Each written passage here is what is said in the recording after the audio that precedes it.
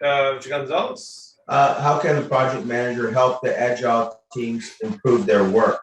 Select 2. A startup needs to quickly expand its product portfolio to meet market demand. Recently, staff might work on 2 or 3 agile teams, each dedicated to a different product line. Output is dropping and defect rates are rising in all teams. Wow, what's going on? Yeah. So project manager needs to figure out how to help the teams improve their work. Agile. Let's look at the question a little bit closer. Let's see. So we need to improve the work. The teams, for whatever reason, output is dropping and the defect rates are rising in all teams. What else is in there? They need to quickly expand their portfolio to meet the demand. And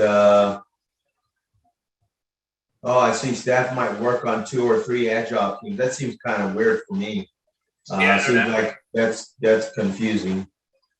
So perform root cause analysis in the next retrospectives. Possibly, I guess. The next retrospectives, I don't know, kind of need to jump on this really quick. I don't like it. It doesn't seem like it's like it's going in the right direction. B, influence the product owners to right size their portfolios. I don't think so. For whatever reason, it just looks like too much. Influence the product owners. So yeah, I need to, output is dropping and the defect rates are rising on all teams. Help the teams improve their work. I don't think that's going to help the team. C, I have 3 to go and I'm supposed to select 2. I know, we're running out of choices. Who knows? Yeah, let's move forward. Let's see what happens. Organize dedicated teams to reduce context switching. Maybe. We'll see. I'm not really sure what they're saying about. What do you think that means? Like, what would that do to help, or whatever? Any idea? I think they need to quit doing so much work all at one time. Okay. That's what I think. I think they need to stay focused on one particular project. D, appoint dedicated test teams to offload the agile teams. Yeah, I kind of like that. Okay. And E, train the agile team to improve time and focus management. Train them to improve time and focus management. Or back to C, organize dedicated teams to reduce context switching. I like C and D. C and D. All right, cool. Yeah, I don't think E is, and what, I'm not sure what focus management is. It's like staying focused, I guess, on their stuff or something like that. Just a generality. Yeah, I like C and D. All right, that seems reasonable. All right, cool. And then we were going with, who was the helper on this one? I didn't write it down. Oh, it's Brent. What's up, man? What do you think? Yeah, no, I tend to agree. I like C. A little torn between D and E. I think there's always opportunities to focus on time management and focus on the task at hand. Okay. I kind of like C and E. C and E. Okay, that's cool. And they said in the question, like, there's a startup, they're needing to quickly expand their product portfolio. I mean, like, hey, we're going to offer a bunch of products now. We got to grow quickly to be up with the world. They said staff might work on 2 or 3 teams. Okay, you just talked about that. You talked about that. Each with a different product line. And then they said output is dropping and defects are rising. That's not good either. No. And they're asking for 2 things. Sometimes when they ask for 2 things, there might be 2 problems. what is the first one solve? I think you got it right. Like, what is where does this link to in the question, Brent?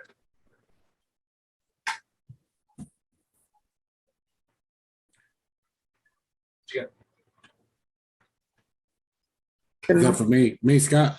Yeah. Sorry about Okay. that. Yes, sir. Which one of the things that we identified as a problem in the question, what does the answer B or C solve for? I guess context switching, I kind of view that as switching between it said they would work on multiple teams. So switching between teams, trying to keep things in context is kind of where I was at. But yeah, no doubt. That's perfect. Yeah, it's like, if you got to switch, what are we talking about now? It's like you lose. In reality, like you think that like you work one thing, you put your brain into it. Like you work two things, theoretically you could do 50-50, but it's actually less, because you got like switching time on something, and it just gets worse and worse and worse. And then you're like, I just spend my time trying to figure out what the heck I'm trying to do, and I never get anything done. Right. That's hilarious. That's awesome. And then, okay, so sweet. And then I guess this one focuses on the defect rates and stuff, right? Is that what that one focuses on or something, Brent? I was thinking, more about, the output is dropping off. So there's, improved time and focus management, time management on the task. Okay. Kind of where I was at. Probably reasonable. I understand. That's cool. All right. Let's bring in another person. Thank you. We'll come back. Let's go. I mean, Jen, you brought this on yourself, dude. What do you think? So I would say if the output is dropping and defect rates are rising, to me, it would make sense to have a dedicated test team to, go over and make sure that the product that they're releasing is of acceptable standards before, releasing it to the customer. Okay, that seems reasonable. I think Jose agrees there are too many defects. You want more testers to focus on specific areas. So throw more people, appoint dedicated test teams to offload the Agile team. How do you feel about, I know you might not know a lot, Jen, but like with the Agile team, does it sit well with like, hey, I'll let the team do the work and then I'll have some separate team over here do the testing. Does that feel right? Or do you have any kind of thought on that or anything? So I have not reached Agile yet. So no problem. I'm not 100% sure how those teams work. Mm-hmm. I mean, I know that they more or less take on, kind of the point is to take on what they can handle in terms of workload. And it does kind of seem like they are taking on a little bit too much. So, then that kind of puts E back into the equation to work on improving time and focus. All right. Seems reasonable. Yeah, keep going a little bit. So now I'm torn. I don't know which is the better answer. Someone else. Colleen, you done with dinner? Yeah. Yes. Sorry. Yes, I am. All right. What do you want to do? What answers? No, I'm torn too. I do like B for sure, because I think that it's important to keep the teams dedicated to stop the going back and forth between projects or between products. So C for sure. Yeah. But then when I read Jose's answer about there are too many defects, so you want to improve that, I like D actually. I was with E to begin with, but then I think I like D better. Okay, cool. For the testing, to get rid of, to figure out why, because if you organize the teams to reduce the context switching, that's going to increase your output anyways. Possibly, yeah, one of the things that could happen, right? And then it says output is dropping and defect rates are rising. And I think the testing helps with fixing the defect rates. Okay, it's very possible. Yeah, perhaps another level of checks. Then, what happens when they find a problem? They send it back to the team, right? Probably. Yeah. So how does that do with output? Like, Well, then that increases your output again. well, it doesn't necessarily, you don't get double credit for doing the same work twice, but like, it kind of like cuts your productivity because you have to do it again. And so like, oh, that rework cycle. So having somebody on the back end to like catch you like, whoa, you did it wrong again. Here you go. Like in Agile, which Lean is based on Agile, or other way around. Agile is based on Lean. Like they're trying to push the quality back as deep in the system as possible. So like we're doing quality work while we do it, which has, a constant push of like, why are we making mistakes is what we're trying to figure out. Like, shoot, why are we making mistakes constantly? So don't know. Jillian, what do you think the answers are? C is right. So don't worry about that one. What about the other one? I did A and C. I did A because I feel like A most directly speaks to the defect rates. Okay. And I'm not sure if anything else directly speaks to the defect rates. How does it speak to the defect rates?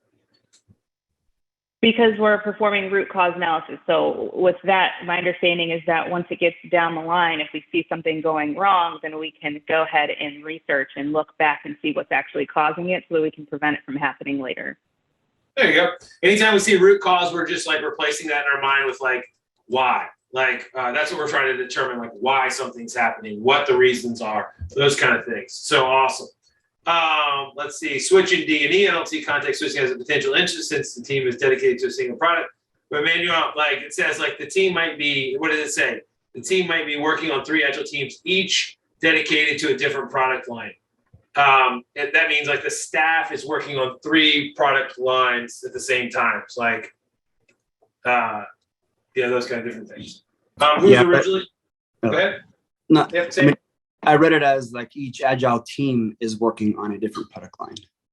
Oh, no. Yeah, that could be one way to interpret it, but it means that like staff might work on 2 or 3 Agile teams, meaning like the team, you're right, is each team is like A, B, C, different product lines, but like the people are the same people in the meetings. So it's like if you ever had that happen where you're like, I keep seeing the same people in the same meetings, who's doing the work if we're all just going to the same meetings?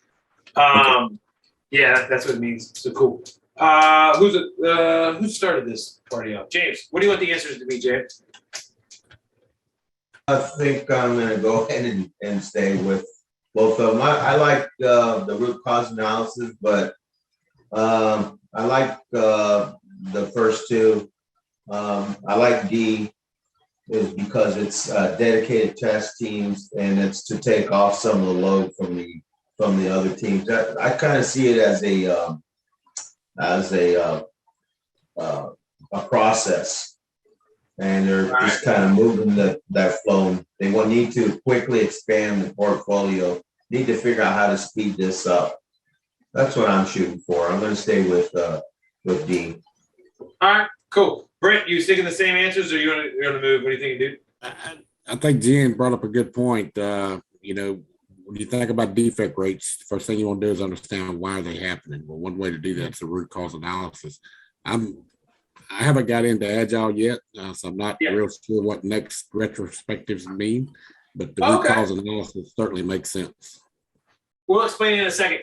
All right, sweet. So yeah, that is right. And as a lot of times when they ask 2, there's probably 2 issues at hand.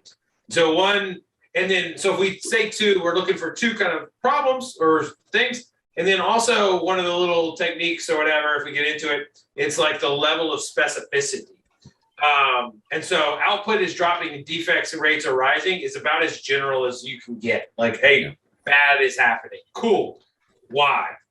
And then, hey, we're working on all this different stuff and we're whipping our people left and right. Well, stop that. And context switching, like we talked about, not doing that. The retrospective, let's see, Dustin, what's a retrospective? And so that Brent can understand it. A retrospective happens after the after you're done launching the product. It's it's kind of like a deep dive of like lessons learned, what went well, what didn't go so well, and so you get to like uproot a lot of these concerns or problems that you had during the sprints or during the project. Yeah, that's beautiful. It's like You did a great job. We're breaking down like, okay, how are things working? Good things, bad things. Let's pick one or two to like actually make better. Run the experiment again, run the experiment again, and let's find out if we get better at doing work. So that's basically how it works. That's awesome. It's cool. Good job. Good job, everybody. Jennifer, first one, you did amazingly. Everybody's gonna be okay. So cool.